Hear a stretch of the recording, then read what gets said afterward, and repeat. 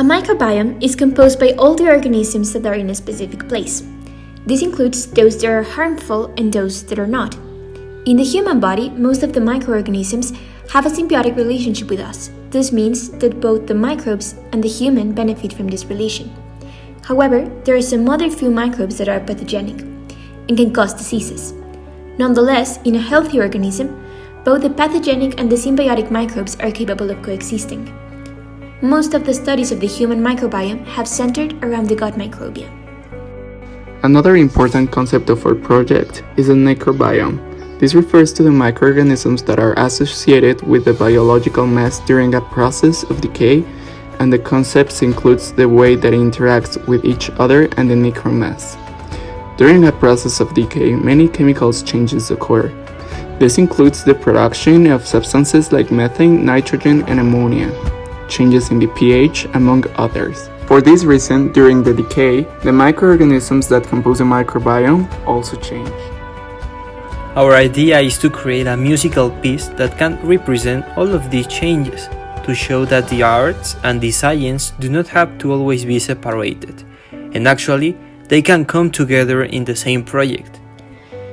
In order to do this, we chose three main aspects of the process: the change among the three phyla of bacteria, which was translated into the pitch of the song, the diversity of the genus, which decreases exponentially as time goes by, and was translated into the number of percussion instruments used in the music piece, and finally, the growth by colonies, which is represented in the change of volume.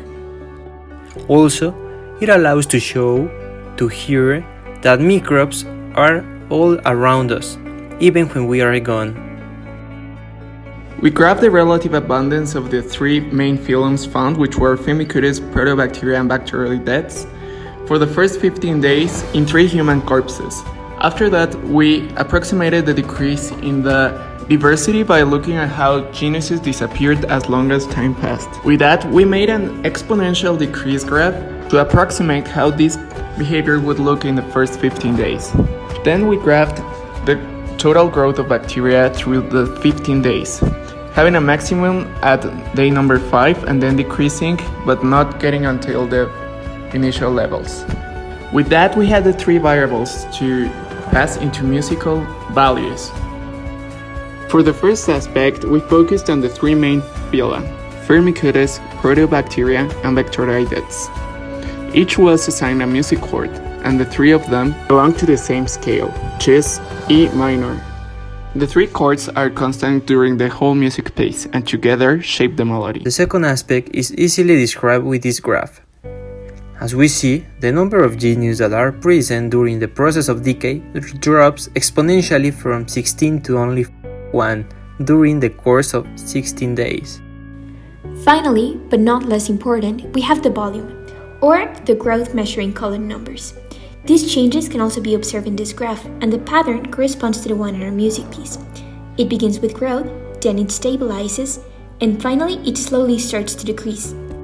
In order to get the biological information, we base our project on the studies made by De Bruyne et al. Gouillet and his team on Hodder K, among others, as well as information by the American Association for Microbiology.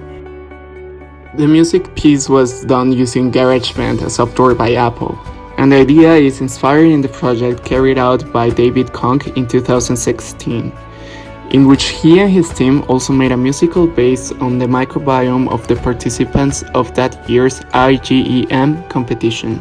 Hi Jim, what's up? How y'all feeling this morning? You feeling good? Yeah? Okay, are you guys ready to get the beat? Alright, here we go.